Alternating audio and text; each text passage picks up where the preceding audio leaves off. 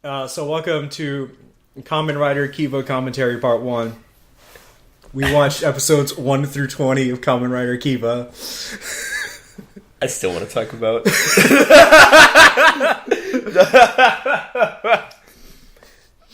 Don't worry, I'll tell Alan the stories that I want to tell him. Oh, you're gonna keep trying to tell me, and I'm just gonna you're gonna be telling me while I'm sandbagging it, and we playing Spider-Man, we playing Monster Hunter. I'm probably gonna start up Dragon Quest 11. Just sandbag the story. It's okay. When you hear about like her soba shortage, that's when you'll feel something. So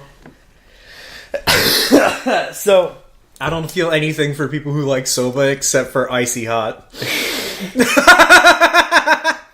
Trust me, when you hear about her woes in the infinite time loop created by Nyarlathotep, then you'll feel something.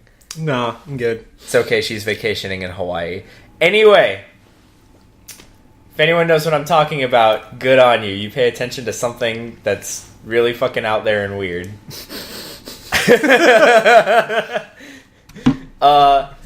So, Kamen Rider Kiva is a very interesting series, to say the least. Mostly because it focuses on two main characters. Yes, we have two main characters. Except these main characters never meet, like, at all. In fact, unless you count one weird instance, they don't actually meet. That's not them meeting. That's just them. No. But what I was about to say was that unless you count that instance that you were talking about, they're never even on screen together ever. Unless you count that weird instance, but I don't, because it's not what I'm talking about. You know. So anyway, Our main writer, Wataru. Kurenai. Yeah. Wataru. And our second main character, Kurenai Otoya. Our boy Otoya. Yes, he's too good for this world. He's okay for this world. There was too good for this world. There was that thing with the child. It's whatever. Hey, he said he didn't like children, and they forced it on him anyway. And then he chased after a little girl. Are you talking about when he was trying to get her to play the fucking violin? Yes. Come and jump into my chest. It's like, okay. That time he said age doesn't matter. Age is just a number. And I go, not when she's 12. You do know that this was all a thing just so he could still try to get into fucking what's-her-face's pants. This is all a facade to get into someone else's pants. Oh, I know. He still said it. It doesn't matter. He's also a little weird about that, but, you know. Yeah. I'll forgive the show for being, like, a decade old. But anyway, a decade behind the times. This Japan is plagued by stained glass vampires who steal color from people. They also die when you steal their color. I just like to point that out. They're dead. Like, their blood / color is very much killing them, being drained. Yes. Dying. God. Alan's cat just tried to climb onto our fridge, and she fucking bit it. I don't understand why it happened. Normally, she's really good at that. She just before this video started, I was petting my cat on top of the fridge. Hey, so hey, just because you can make it 99 times out of 100 means there's that one time out of 100 you eat shit. Is your cat still alive? Yes. Okay, just checking. I don't want to have to deal with dead cat. That would suck. So anyway, the show opens on this bit where there's this funeral happening for this guy, and it turns out that he's not actually dead, and then he turns into a monster and starts eating people. Hideous monster that doesn't belong in this world. Except for like a small handful. No, they don't belong in this world. They even say it in the show. Return that life to God. There's no evidence. Like, that's just a line. There's no, like, there's nothing behind it. There's, like, no... I'm gonna tell you right now, that makes it even more infuriating. So anyway... so that means there's no thematic cohesion with saying the line. It's just a line that they say. It means nothing. It means nothing. I'd rather them be like the church in, like, I don't know, the fucking Nasu verse or something, where they're actual, like, where they're like a church. I'm sorry, our hyper advanced science organization is not the Vatican. Hey, it could have been. It could have been. Could have been. It could have been. Could have been. But it's not. No, of course not. Why would it be? It's the wonderful Aoyalba, whatever. I get the name. Aozora. I get this organization name wrong every time I say it. I only know that it's specifically the Subarashi Aozora organization is because Aozora means night sky, and in a vampire-themed Kamen Rider series, so anyway, then we get one of our heroines, Also Yuri. Yes, strong female character. These people come in pairs, by the way.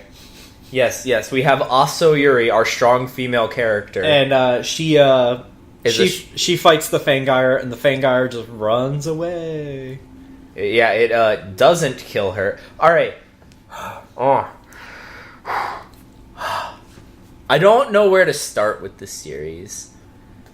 It's like I wanna just unload all of my issues, but I can't. But I don't want to front load all of the problems here because we haven't even delved into the show yet. Just know that I think the show is okay, but I have issues. Almost like Ryuki, but with a lot less enjoyable, or with not as many enjoyable moments so far. There are enjoyable moments, but I wouldn't say I enjoy it as much as I had Ryuki, and I have about as many problems already so far. Don't worry, we're gonna kick it into high gear pretty soon anyway. I hope so. Dude, when all this weird shenanigans starts happening, it's... Are you talking about fucking Ghost of My Dead Father or whatever? No, not even that. Oh boy.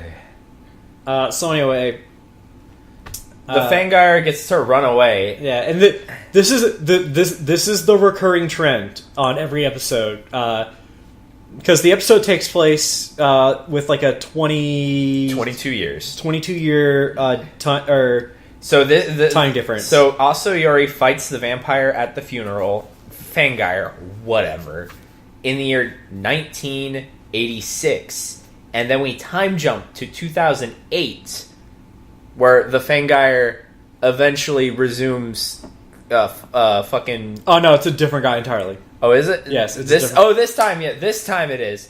Usually it's Also Yuri and Otoya deal with the Fangire in 1986, and then in 2008 Wataru has to pick up the slack. Yeah, in this first episode, the Fangire that she fights at the very start of the episode is different from the one that they're dealing with at the end at the end of the episode. Yeah.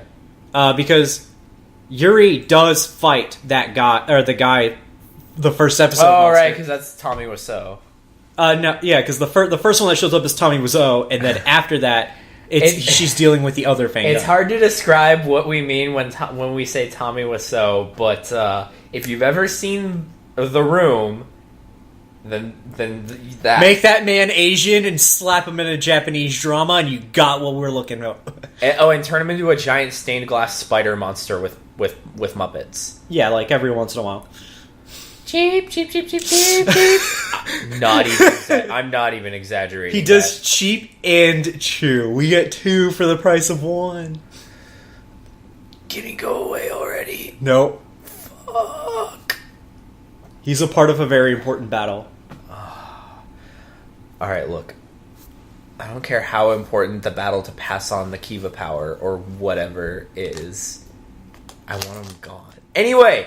No, he's gone before the end of the show. It's just an important battle for Wataru. That's where he gets his super form. Yeah. Whatever. It's like I can guess how a Kamen Rider show is structured based on pre-existing tropes that I've seen already a dozen times now. In other anime. You didn't even have to watch Kamen Rider to figure this out. Yeah, it's true. But anyway, we do this flip-flopping. Our parallel for Yuri is her daughter. Megumi.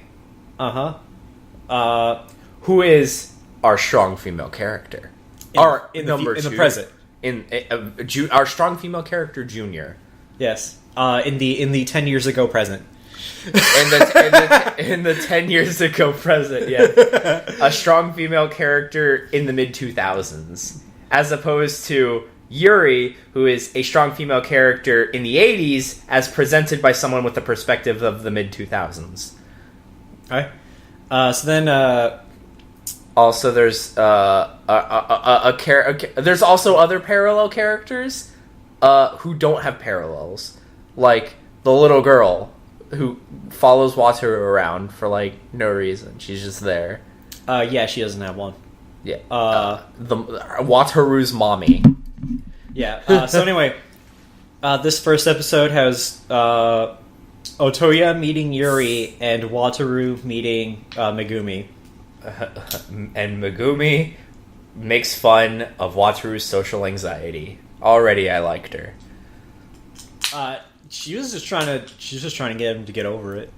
Like, but that's not how that works. So like she wasn't actively like, haha, look at this fucking chode, ha ha ha. Are you not talking? I'm talking about the scene where she's like, you need to talk to people properly face to face, and then she rips the mask off.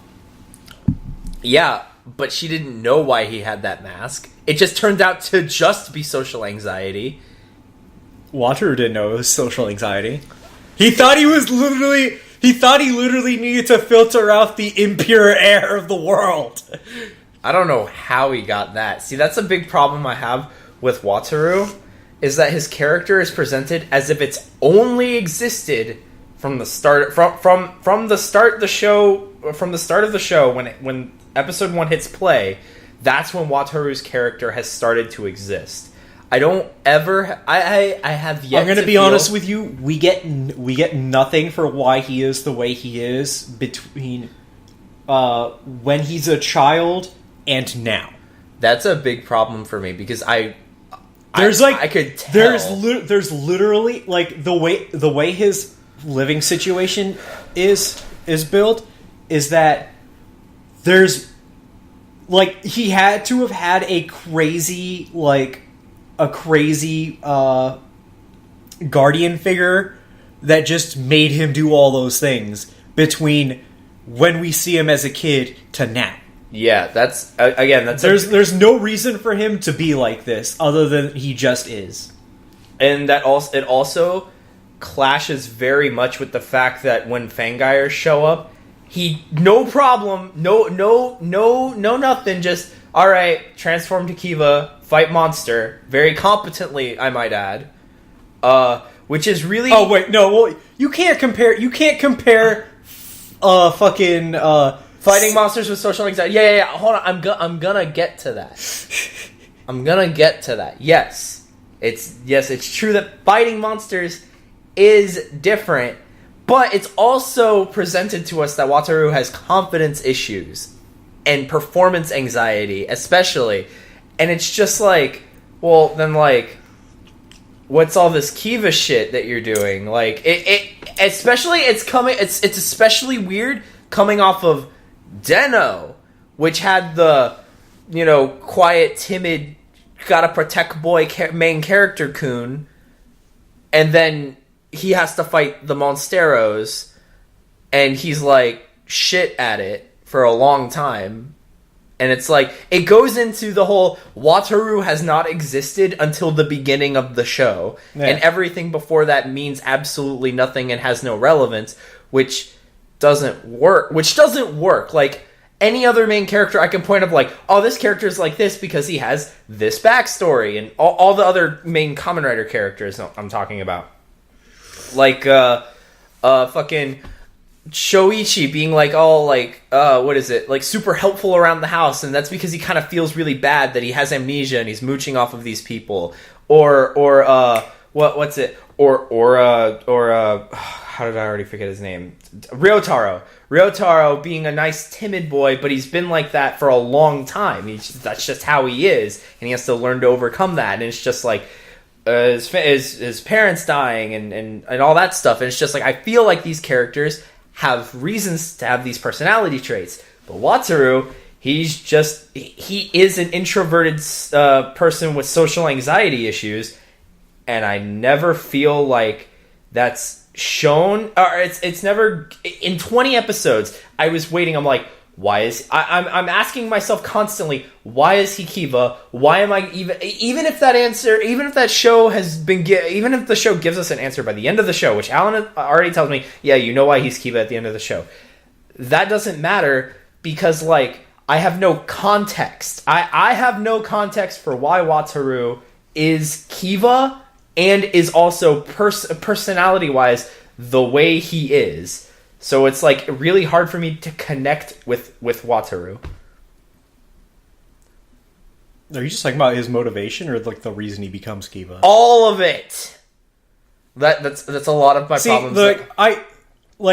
My problem with you saying that you like I don't know like why he's Kiva. It's like it shouldn't matter like to an extent when a rider shows up and has a belt. You just go like they don't have to answer the question why they have the belt.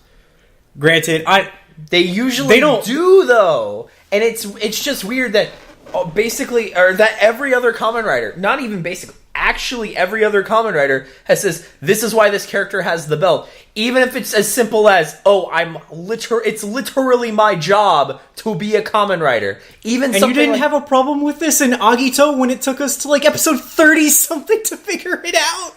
That's because it was different with Shoichi because it all right.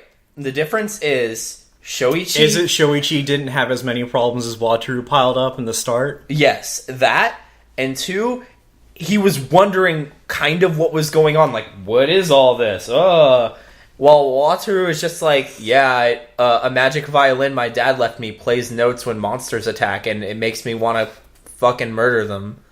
But it's not in like a go mad from it type of way. It's just like, it's more like an alarm system than anything else. Like he says, the string plays and or the violin makes me want to fight, but it's like he just it doesn't come off that way in terms of like presentation. The violin sitting in its case rings out a note, and his transformation trinket Kivat, voiced by the amazing Tomokazu Sugita. I'd just like to point that out. I heard his voice once and I go, that's not who I think it is it? That's who I think it is it? And I look it up and it's motherfucking Tomokazu Sugita, and I go, fuck yeah. The violin acts as our, what's his fucking face? Brown coat man from Ryuki. He just sits in the corner and goes, Tatakai, come on, you know you want to do it. Tatakai. Yeah. But it's like, not as funny, because it's just like an alarm system. It's not a creepy guy rolling around with a dingy-ass coat. I'm sorry we can't have tons of creepy guys rolling around in trench coats saying Tatakai. We already had that in, like, fucking Blade. We had it in Fies. We had a dingy-ass coat, that's like 3 however many series. It's like 3 out of 10 or some shit. Hey, that's still 30%. It's more than 0. More than 1. But, like, yeah, I have a lot of problems with, like, how Wataru's character is portrayed. And that's not even getting into... Please remind me of his name. Fister Man. Power Fist. I am the Justice. I don't remember, honestly. Nagoya? Nago! Nago. Nago is the worst character in this entire show. Man. He had his motive, like I am the Justice. He states his motivation, but he himself does not understand it, And, like, you could argue that that's part of his character complexity, but, like, there is literally a point in the show. There's multiple points in the show. But I'm specifically talking about that time where he's like, I am the justice! I am the strong! While he's basically pulverizing a criminal, to be fair. A criminal that he passed by on the street one day. And he memorized their face from their case file. And he's just, I am the justice. I am the knight. I am Batman. Oh yeah, that's during one of his breakdowns. That's during this man has multiple breakdowns. And then the next episode, he's just doing his thing like totally normal. It's when he teams up with Yuri to fight. Dude, I swear to God, I was talking about this with Rob the other day. I was like, man, you know what me and Scott didn't point out while we were watching it? This dumb thing where he's crazy one episode, and then he's so... I didn't think about it until, like, later after we had watched it, and I go, man, I should bring that up to Alan, and then it just didn't happen. I'm like, you know what? I'll fucking vent it in the commentary. God, it's so, like... And that's not even getting into the parts where, oh, I hate Kiva. I'm gonna... ally myself. All right, so all right. Okay. Oh no. Let me give you the non-angry voice version of this first. Okay. Okay. So a problem with Nago is that he is our secondary rider. He has the Ixa system, and he is supposed to use it to fight Fangire and protect people. But he refused, like, multiple times. He abandons this mission to fight Kiva, who his boss told him not to fight because they don't know whether or not Kiva is an enemy. But Nago does the whole Batman versus Superman thing, goes, if there's even 1% chance that he will be the enemy of humanity, I should kill him now. And he forsakes killing Fangires who are actively hurting people in front of him to do this mission. And even though Kiva is, before Nago walks on, like, before Nago henshins, he will witness Kiva fighting this monster trying to protect people, and he will still henshin and fight Kiva instead of the monster that is attacking people. And that's not the actual worst part. There's a point where he's just like, where he wants to one-up Kiva, and Kiva's on the ground unconscious. There. And he's just like, okay, now I'm gonna go kill the monster. And it's just like, where was this when Kiva was literally trying to murder another monster and you went and attacked? Kiva's fighting a monster. And Nago's during his breakdown. I guess you can attribute it to his breakdown. But Nago's having his psychotic break episode. Are you talking about the episode where Nago beats up Kiva till he's unconscious and then turns to fight the Fangire? No, I'm talking about the time in, like, the what is it? The not the auditorium, the amphitheater. The amphitheater, and, like, he gets really mad when both Kiva and the monster get away, and he goes, ah, and he shoots holes in the roof. Oh, yeah. Yeah, what I'm talking about is right before, like, Nago's walking up, and Kiva's fighting the monster. Like, he's fighting the monster. And I go, Nago, this isn't the time to attack Kiva, please don't. He's literally... So Kiva calls his power-up his Garuru Saber. Yeah, and then he fucking steals the Garurumon Saber. And yes, he steals it for himself. Apparently Ixa has the same whistle chips that fucking Kiva does. And he has 3 of them specifically made to steal weapons from Kiva. And I had a theory that the Ixa system has something to do with Kiva powers. Apparently it doesn't! It doesn't. It just doesn't. Just has the same because of toy branding. Thanks, guys. But Otoya's storyline is basically perfect. I love it. It's hilarious and charming, and it has... It feels like they made the... I was gonna say that when we brought him up is that our parallel to Nago is what's his fucking face? The Wolfman? Garo, not Garo. He might as well should be named that. It's got Wolf in it. I'm 100%. Yeah, it's not Roga. His parallel is Garuru Saber. Yeah, he is the Garuru Saber. Because he is a wolf man. He is a werewolf man. So fucking there's three Jiro. Yeah. There's three characters, Jiro and two others, who are monsters, but they're not Fangires. And in the past, they're just showing up and doing whatever they want, and they want revenge. Or Jiro specifically wants revenge for to kill all Fangires because they killed his entire clan. And the other two guys are a merman and a Frankenstein. Yeah, they are also the last of their clans. But in the present day, they hang out in Castle Doran. They hang out in Castle Doran, which is the giant thing that Kiva uses. Kiva's noble phantasm. Yeah. It's Kiva's noble phantasm. He uses it to fight giant monsters and absorb the souls of the Fangires he defeats, so they don't accidentally turn into even bigger, eviler monsters. And when Kiva goes to use different power-up weapons, they turn into those power-up weapons for him. Yeah, there's the Garuru Saber, the Basha Magnum, and the Doga Hammer. The Frankenstein becomes Big Hammer.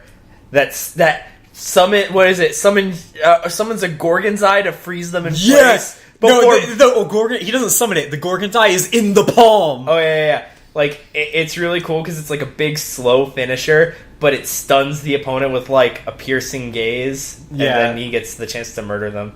And the Basha Magnum lets him create a lake to run on water at night because merman. Yeah. It's a reality marble. He creates a reality marble where he stands on water. Yeah.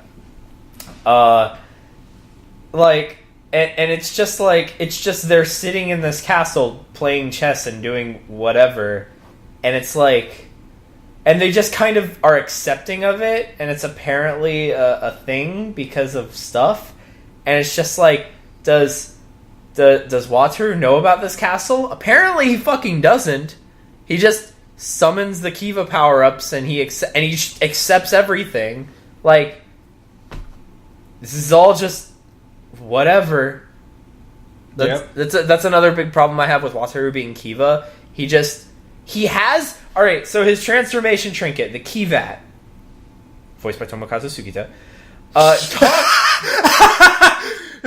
I really like this guy, okay? He's so funny. He's a fantastic human being.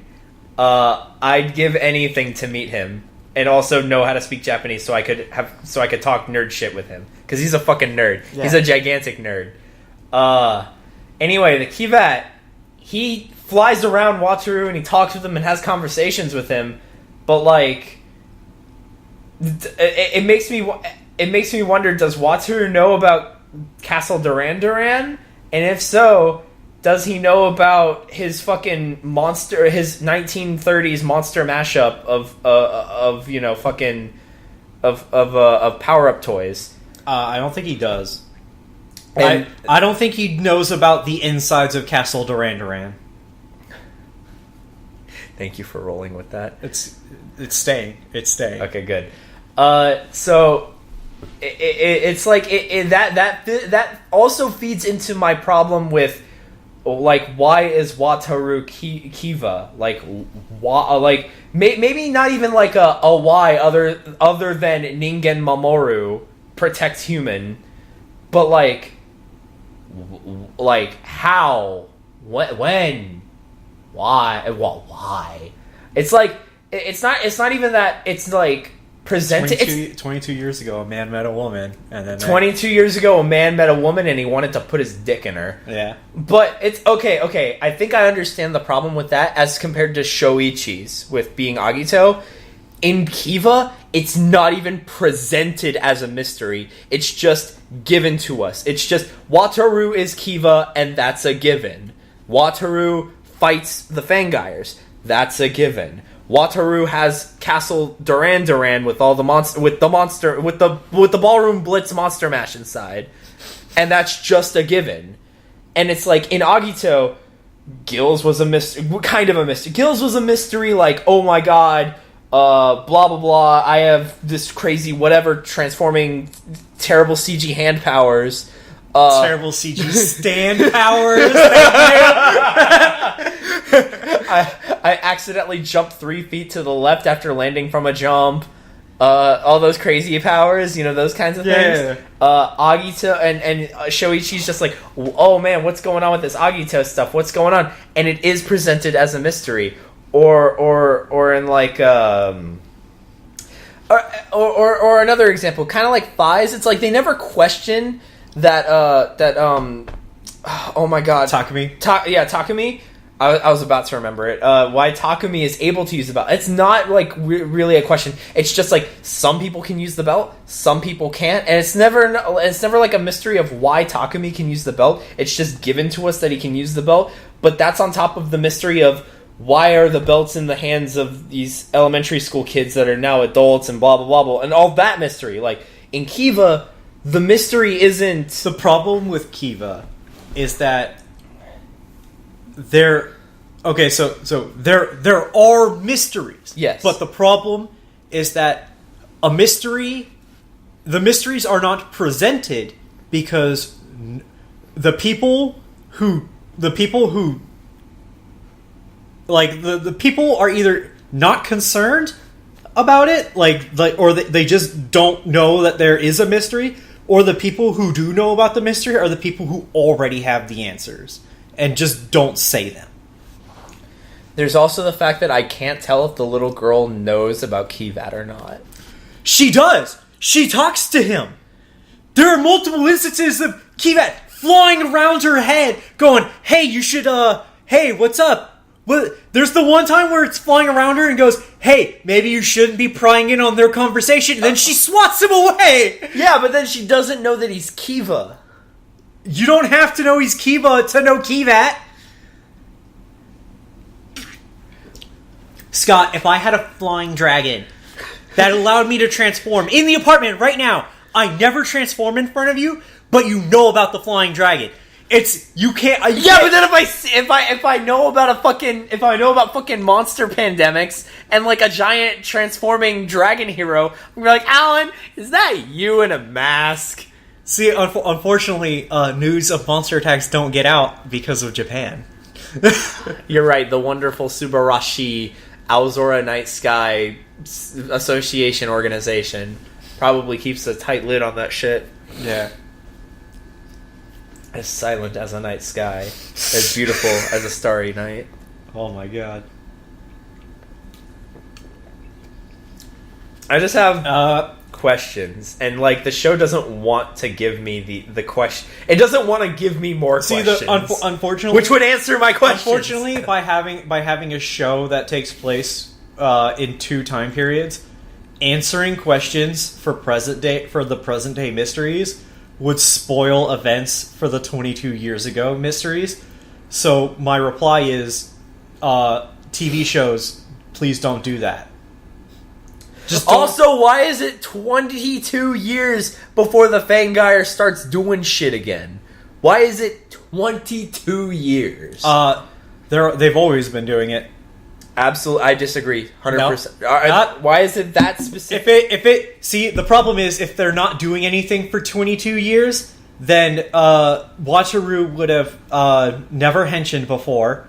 They would have never have had a need to perfect the Ixa system, which they did.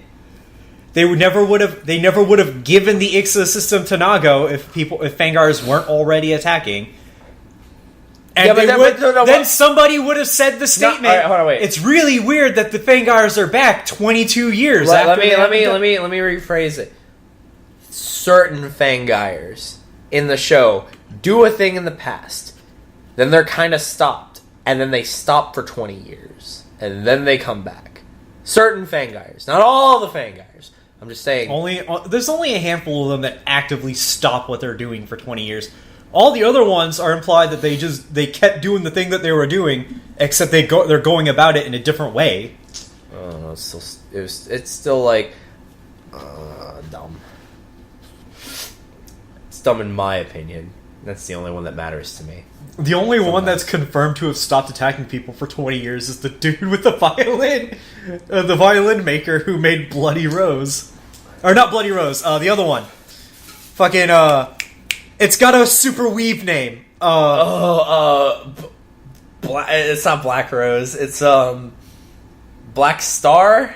Black Star. It's Black Star. Yeah. Okay. Yeah. That's the Black Star violin, the ultimate violin that only the truly worthy can play. He's the only one to have confirmed to stop doing anything for 20 years. Okay.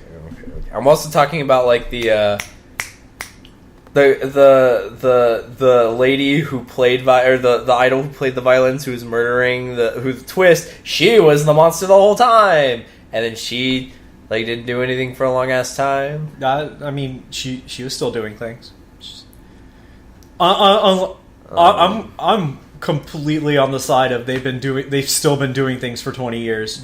They just went about it in different ways, or just did it somewhere else. I recommend that if you're gonna have parallel storylines, don't use the same villains from 20 years ago in the present day, quote unquote, because like then it's just like, oh, how serendipitous that we finally and found ourselves in this situation where we have them again in a harrowing situation where we can murderize them. Nah, you gotta do the Kuga had a good answer for this. They just all came back to life. There you go. They were just not dead for 2,000 years, and now they're not dead. They were not dead, but now they're not dead. Oh man. They could have even used the excuse of like when you beat the monster, the flying orb just flies off.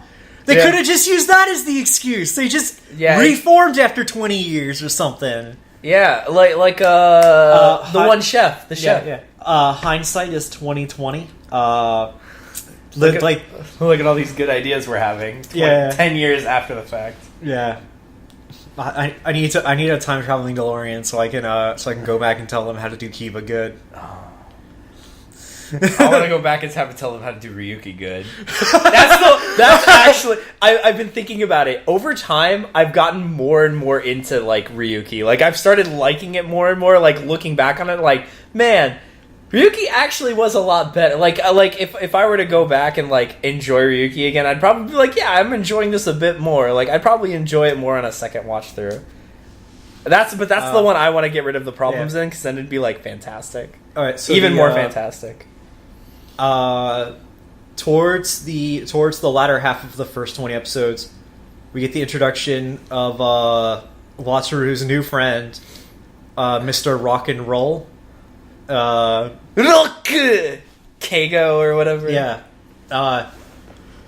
He's just supposed to be like this loud man, and he's the person that's going to be the one to help Wataru get out of his shell. He's the extrovert that adopts Wataru, the introvert. All of us introverts need one, I promise. And if you're an extrovert, adopt an introvert. You'll help them forever. Yeah. And in the Otoya story, we get the introduction of pardon. We get a double. Well, this guy shows up in both time periods, but we get one of the fucking. I forget the name of their group, but we get the introduction of Jack. Lucky Clover. Yeah, we get the Lucky Clover. One of the members of the four God Chimera generals. Yeah, and it's Jack, and he's just Rook. Rook. Oh yeah, he's crazy. He just does whatever. Oh, he's not even. It's not whatever he wants. He makes up a game. He'll look at something and be like, "I'm gonna make a game out of that." Playtime, starto. And then he has 12 hours to kill people who fulfill his random criteria that he suddenly created for himself. And then if he actually kills people, he will reward himself with a parfait. He has yet to actually eat a parfait. I'm just saying. A whole parfait. He has had spoonfuls, but he has yet to finish a parfait. I feel really bad for him on that. And if he doesn't kill anybody, he will punish himself by actively trying to kill himself. By grabbing power lines or jumping in front of cars or whatever bullshit he did. Yeah. And then we also get introduced to... And then he'd ask people, what's fun? Yeah. And then he'll kill them. Yeah. We also get introduced to the Lucky 4 Chimeriad Queen. Female Kiva. We can tell because she has the same reality marble that Wataru has. I wasn't even gonna hide from Scott what the fuck was happening with that. I was like, this is his mom, isn't it? And he's just like, what gave it away? The fact that she turned the sky into night and made a red moon, just like Kiva does. Or the fact that she has a Kivat, who Kivat literally talks about his dad, either that episode or the episode beforehand, and then we see this lady who does the summon the night sky to evicerate someone. Also the episode that we get Ghost Otoya possessing Wataru. Yeah. He says, "Oh, you're Kivat's son, Kivat the Second." And he's just like, "Holy shit, you know my dad? You know my dad? That's fucking wild, mate." And and then we see this woman, and she's got a little, what looks like the silhouette of a Kivat flying around her, and I'm just like, this is Wataru's mom, because we already know he's half human or half Fangai or whatever. Like, we already know that they explicitly say it. When he henshins into Kiva, he has the same stained glass marks on his skin that the monsters do when they transform in their monster forms. Yeah. Man, just a lot of it. You know, I keep thinking about it, and I'm just like, I feel like I'd like Wataru more if he was a fucking arrogant prick. Like if his quote unquote story was like he's like the half human, half Fangai, or Prince of the Darkness Fangaiers or whatever, and he has to live in the human world to because his parents told him to fuck off and learn some humility or whatever. And he's just hating it, and I'm just like, that's why he's antisocial. I'd be like, man, I'd like Wataru a lot more if he was that character. No, we're gonna. Unfortunately, we don't get our full of themselves Kamen Rider until Decade. Oh man, I can't wait. Oh man. As time has passed, I have liked Decade a lot less.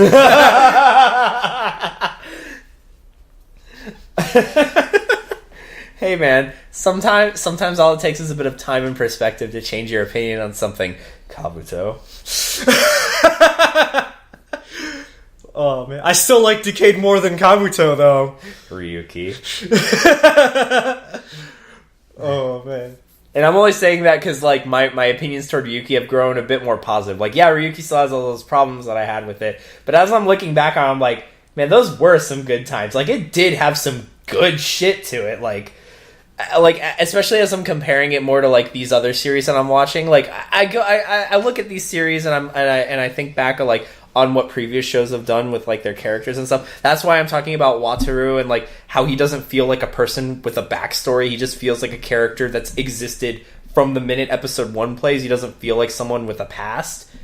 As compared to and I'm thinking of all the other characters. Same thing happens to Tsukasa.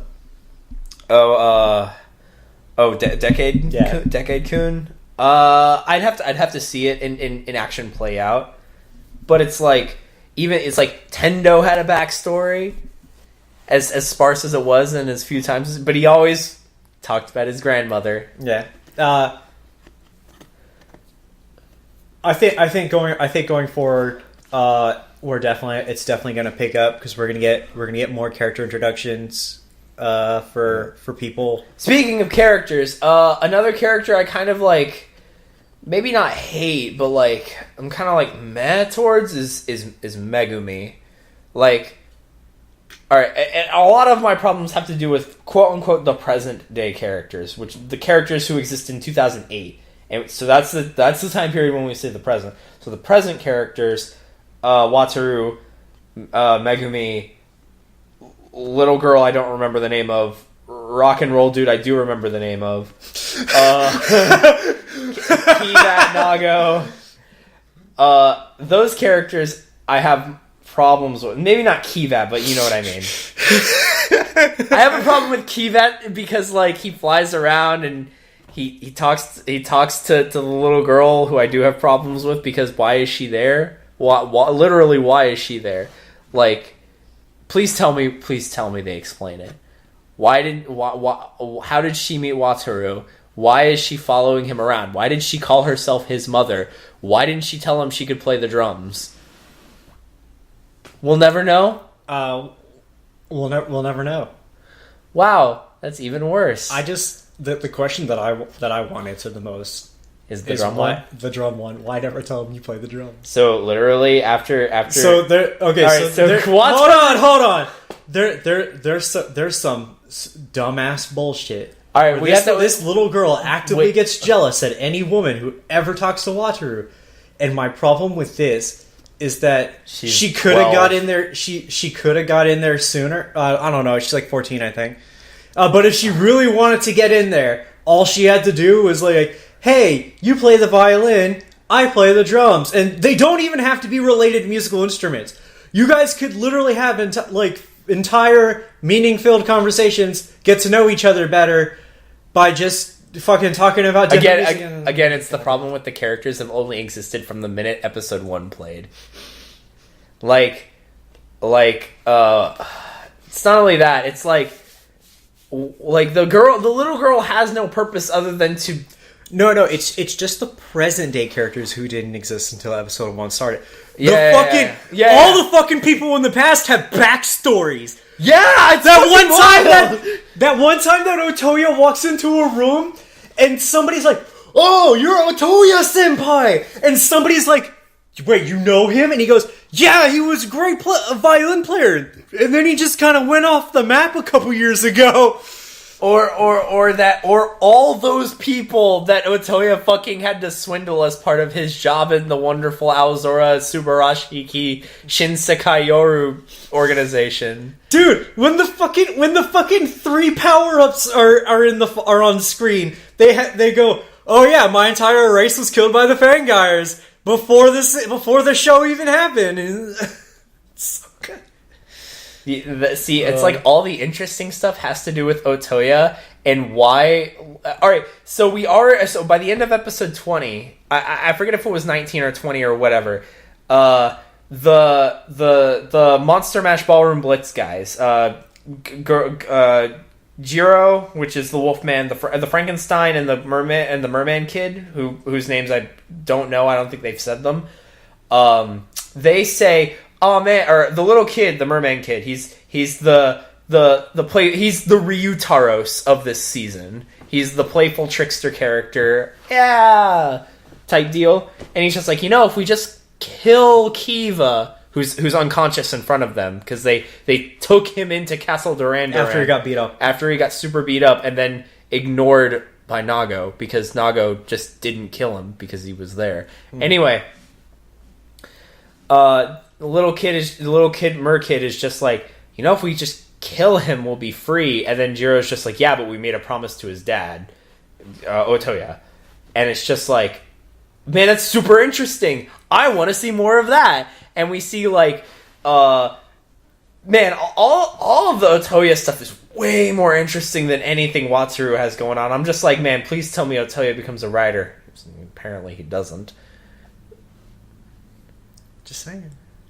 He's just a good character. He's just dope as fuck. Like all of Otoya's. It's like when you're watching fucking Kabuto. Gia, such a good character. Too old to be a Kamen Rider, whatever. No, yeah, but the problem is in 1986 he wasn't too old to be a Kamen Rider. Hey, he put on Ixa like once or twice or something like that. Oh man, remember when he was dying and then he was still acting like himself? Yeah. And then you remember when his ghost possessed his son and his son was acting like himself? Fantastic, by the way. So the actor who plays Wataru, he's a good actor, like hands down. We're not complaining about that. Because when they give him the role to play present day Otoya, he does it. He's just as good as the guy who's playing past Otoya. Like he gets all the mannerisms down and like the toning and inflection. It was spot on. it was a spot on impersonation of the character, and it was great. I vastly enjoyed that, and it was just like, man, why can't I have arrogant asshole fucking Kiva? Like, not even necessarily like Otoya Kiva, just like, why can't I have arrogant Kiva? Also, when he's just like, man, what the hell am I wearing? Goes and buys like a 1980s like fancy ass suit and whatever. Oh, that was super funny. Man, it's like, also Nago's backstory is like the worst. He's basically Suzaku Kururugi, but shit. And Suzaku isn't even that great of a character, but I like him way more. His backstory is like, my dad made a clerical error, so I gave him to the police.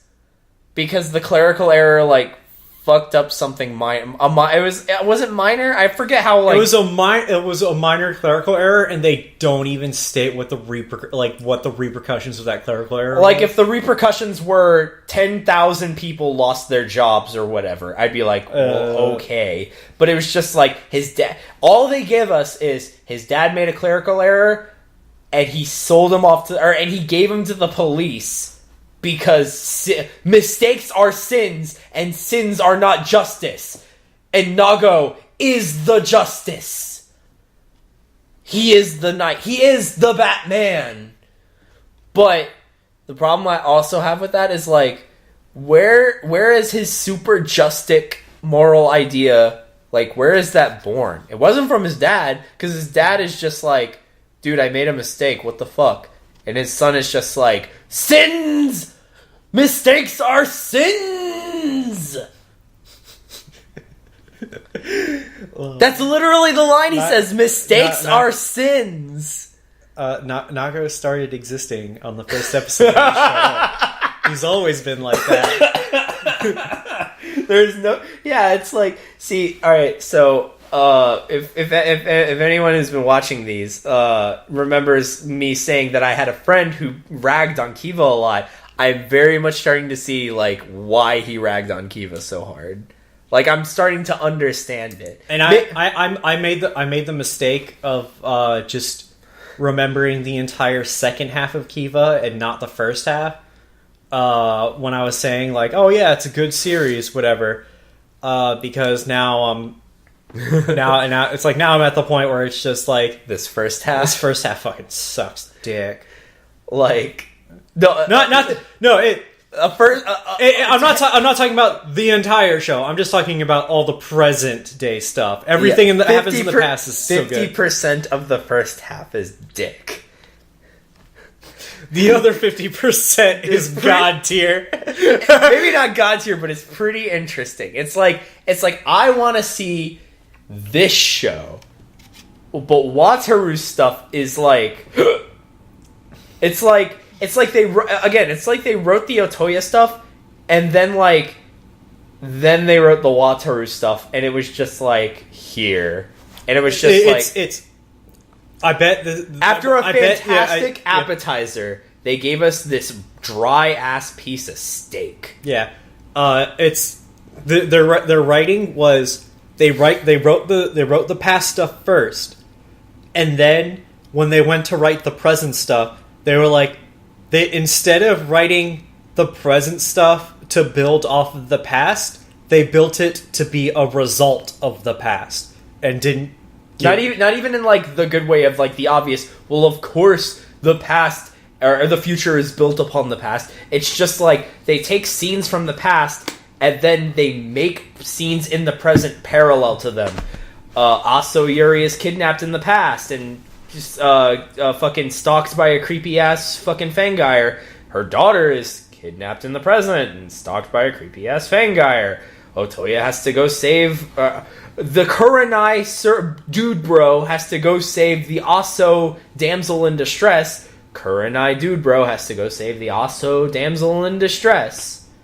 They both suck at it. And they just that scene where it's like he goes ah with the pipe and then smacks the guy in the back of the head, and then we cut to him being tied up and you go, what happened? Like, I thought he clocked him with a pipe. And I was like, oh no, monsters are monsters. And we get the flashback of the monster just turning around and bopping him. Oh no, it was also some of the editing in the show sucks dick. Might I remind you the punch? You know which one I'm talking about. I don't remember what happened, but there was like a scene where a character like grabbed the neck of another character and punched them in the face. But they used this really terribly edited and angled shot, and it was garbage. Do you remember what I'm talking about? Please tell me you do. I don't remember, honestly. It was, like, really bad, like, just... but it was, like, a really awkward shot angle. I'm sure if, like... If I saw it again, I'd know it, but don't... I trust me, I promise it happened. I swear I'm not crazy. And even Alan said, yeah, that was really bad. I think it had to do with Ixa. I don't remember. Yeah, me neither. I don't remember what episode, but it did happen. I remember. And we both made comments on how shit that like, ooh, we were both like, ugh, that's kind of ugly looking. Oh my god, I just remember. We got the alter... By the way, speaking of reality marvels, in boy. Lupin versus Pat Ranger, a Lupin X has 2 reality marvels. Boy. Yeah, he has one for his Lupin X form and one for his Keisatsu X form. Oh my god. And his Lupin form is that they're all standing on top of a building, and they're all standing on top of a building and they all do their Hisatsu. In his Keisatsu, they're all standing on the streets and the monsters at a 4-way crossroads, and then they do their super. Oh my god, that's fantastic. It is. Yeah, it's like I don't know what else to say. It's like it's like things in Kiva are presented and you're just kind of supposed to accept it, and it doesn't really feel like organic or natural in the way it's presented. Like even if you want to go with Alan's route, like, oh yeah, even if this Fangire from, you know, doing stuff in 1986 and we're suddenly paralleling it in 2008, even if they were doing things behind the scenes, it doesn't feel like that. Even if there are mysteries in the show and people have answers and people have questions, we're not presented with those answers and questions. The thing is that it's not. I'm just talking about like presentation and feeling, like atmosphere. I get the feeling that the Fangires are still doing things in the meantime because the fucking Aoyaba, Aozora, whatever, I don't care. Subarashi Aozora. They find the Fangires. Like it's not like they're like sometimes. It's like consistently they find Fangires and they're like, oh yeah, this Fangire's doing this thing, so we're gonna send Megumi to do this thing so that she can just fight the Fangire. Yeah, but here's my problem with Aoyaba is Aozora. Why would you ever send Megumi to fight Fangires when you have the man with the Ixa system? We have never seen a single time so far where somebody without a rider system or belt or whatever has ever beaten a Fangire. Yeah, it makes me wonder, like, what was this company doing in 20 years before Kiva showed up or whatever? Like, it just goes into the whole, like, presentation of the show. Like, I'm just supposed to accept that Megumi was getting wharfed by Fangires this entire time? Like, is Megumi capable or not, show? Tell me. I want her to be capable. I want her to kill a Fangire. But every time we see her fight a Fangire, she gets fucking wrecked. Every single time. Same thing happens to Yuri. It's not exclusive to Megumi. Yuri has not beaten a Fangire. Yeah, but she hasn't had it as bad as Megumi. Like, objectively speaking, the times Yuri gets wrecked are a bit more understandable. A lot of times that Yuri is being competent, somebody else will walk into the scene and be like, "Hey, I got you. I'm your backup." It's like whether it's Otoya or Jiro walking in the scene. But that's what I'm talking about. Like, Megumi is soloing these things until a rider shows up. But she's always getting wrecked until the rider shows up. But speaking of parallels between mother and daughter, do you know what I'm about to talk about? I don't remember. The freeze up. Remember that time Megumi froze up while holding the Ixa system, and I'm just like, why are you freezing up? You have no reason to freeze up like your mother did. Yeah. Your mother had good reason to freeze the fuck up before fighting the thing. Because she was standing in front of the guy who killed her mom. That was so good. That was Yuri. Also Yuri is fighting sees the Fang guy who killed her mother. By the way, fantastic scene. I'll never forget his face. Passes by him on the street and she goes, I never forgot his face, and she recognized him immediately.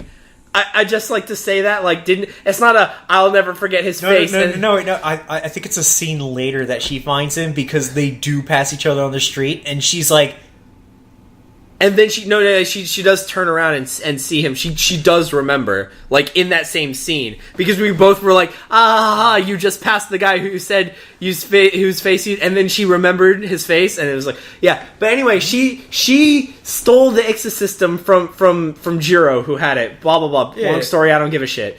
So she's gonna use the Ixa system. By the way, this is prototype Ixa, which will kill you if you use it for too long. Or whatever it is. There's downsides to using it because it's not perfected yet. And she's trying to use it to kill the guy who killed her mom. Who's Rook of the Lucky Four Clover Chimeriad God Generals. Then in the present, Megumi, I don't remember who she's fighting. Some unrelated jerkass. It's not Rook. It's nobody. It's literally nobody. It's not Rook. It's some other motherfucking Fang guy. It's literally nobody. It's literally nobody. Yeah, it's no one of importance or consequence to the overall plot or whatever. It's just a Fang guy. So when Yuri freezes, she's freezing not because she doesn't know if she can use if she should use the Ixa system. No, she's freezing because she's standing in front of the guy who killed her mom, who has literally bitch slapped her across the street twice already. Yes, I believe that scene. Megumi in 2008, present day, whatever, has the Ixa system, and she's about to henshin, and then she freezes up. Apparently so badly, her leg can't work for the next half of an episode. Yeah, for no reason. For no reason! I was livid. It was the dumbest. She had no reason to freeze up, especially after all this time where she's like, hey, let me use Ixa. It's my mom's thing. She made it. Hey, let me use Ixa. It's my mom's thing. She made it. I don't like Nago. Nago's a fucking asshole. He keeps looking down on people. Because another thing about Nago is that in human form, he hates Kiva, but he doesn't know that Wataru is Kiva. But he befriends Wataru because Wataru admires him for being so confident and stuff. And when Wataru starts saying, hey, maybe Kiva's not bad, Nago just starts yelling at him to just shut up, don't think, and believe him. Like he's, Nago has the Gilgamesh personality, but without being likable. Gilgamesh is hilarious to watch. Nago, not so much. It's because Nago is dumb arrogant, and Gilgamesh is smart arrogant. There's a minute difference there, but anyway. No, wait. Black Star is dumb arrogant, but he's still so good. That's because he's not. Okay, so the problem is that Nago is arrogant, but he can't back it up. He's like Kanzen Showa, perfect harmony guy. He's Yaguruma. He's like Yaguruma. He's trying super hard to be the justice, to be the perfect harmony. And when he failed to kill Kiva / Kabuto, he goes on a murderous rampage. Then he's fine. And then he's but Yaguruma, then he's fine 30 minutes later. Yeah, but Yaguruma never got fine. He never got over that shit. If he came back and he was like, perfect harmony, I'd be like, what the fuck? What was even the point? Yeah, no, he was... Yaguruma was fucked up for a good couple of episodes before he went away and then came back walking the path to Jigoku. No. The best part is when he started to get over it, and then he got betrayed. And that was what sent him on the path to hell. But anyway, back to Megumi. Megumi is just like, Nago's an asshole, I want to use Ixa. And then Nago's just like, yeah, but I'm perfect. It would literally be inefficient if you used Ixa, because I'm the person who can use it the best. In fact, Nago is so arrogant, he loses to Kiva and he goes, I didn't lose to Kiva. Ixa wasn't powerful enough. Ixa lost to Kiva. I did not lose. And then he beats a man bloody just because he was a criminal and he was walking on the street. Like, I get it. He's a criminal. But, like, that doesn't mean you assault him by beating his face bloody into the ground. That was in the middle of his breakdown. It's all right. Anyway, yeah, but then Megumi has the Ixa belt in her hands. And then she doesn't use it. And then she gives it to Nago, and Nago uses it, and he's not having a breakdown anymore, even though he just had a breakdown like the episode before, or earlier in the episode. Oh, then they have a team up. Oh yeah, then they team up, even though because Castle Doran takes the giant Ixa, the fucking Ixa wench. Yeah, the Ixa crane, and just throws it on its back, and then they just team up. Oh man, I really hope this show like does start picking up because like, so I do appreciate. Okay, so they are gonna stop. Or they're not gonna stop, but they're gonna be less heavy-handed about the parallels going forward. Because once the next two characters, like the next two characters who get introduced into the Kiva story, there's no straight parallels for them from the past. There's characters that are there for like the same role, but they don't. But the characters are just so different that they just they just do their own thing. Fair. Like, also, I do want to say, because I'm a fucking massive weeb, and also because I'm a massive fucking fan of edgelord bullshit, and I've been this way forever. Alan can attest. Yes. For a decade, I've loved He has not stopped. I walked away. I got over my edgelord fixation, came back. Scott's was like 100-fold. Yeah.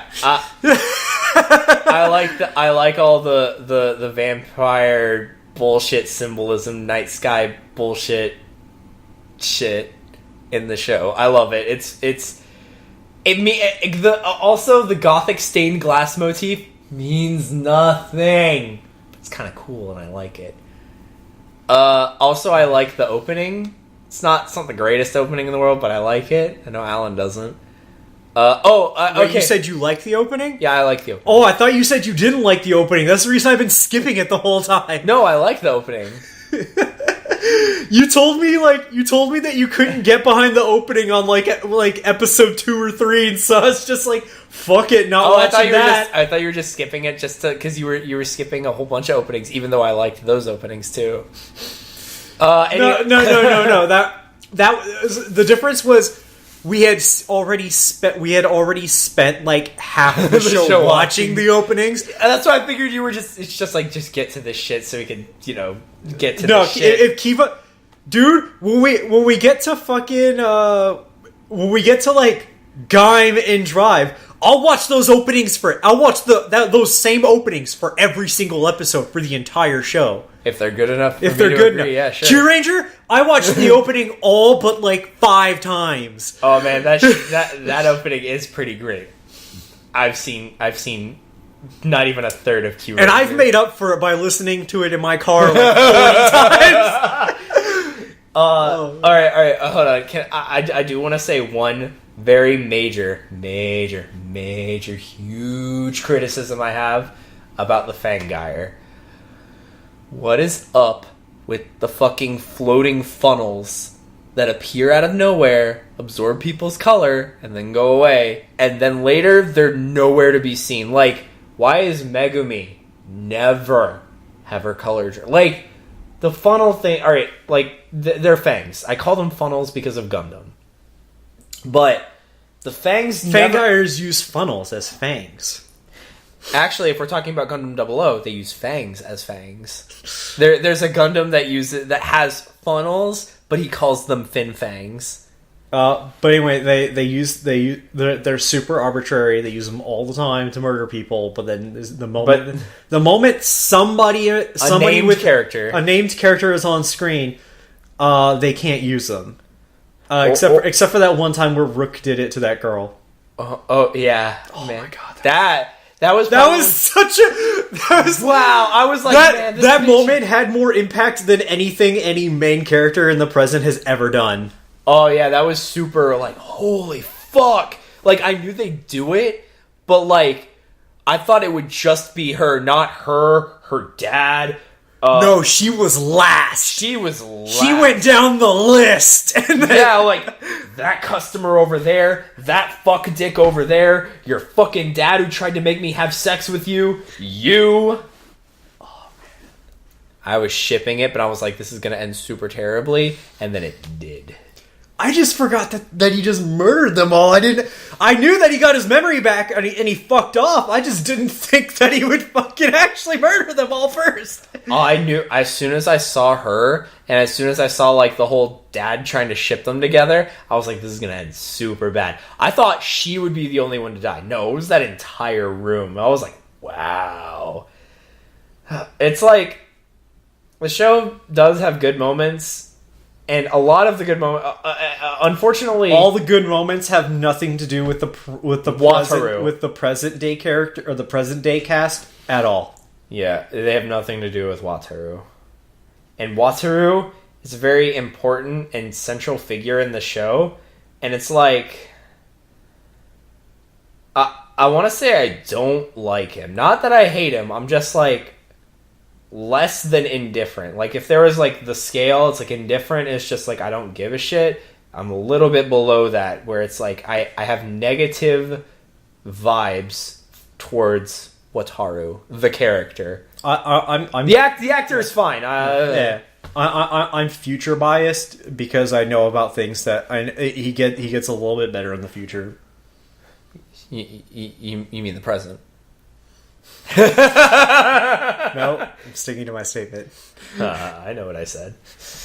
All right. So that's it for this time. So we'll catch you up on more edgy vampire bullshit next time. I'll be so bummed out if by the end of this show I just hate Kiva. Where it's like kind of like me with Kabuto, where it's like I recognize all of its flaws and it's just like fuck, but I still like Kabuto. Yeah. All right, see you guys next time.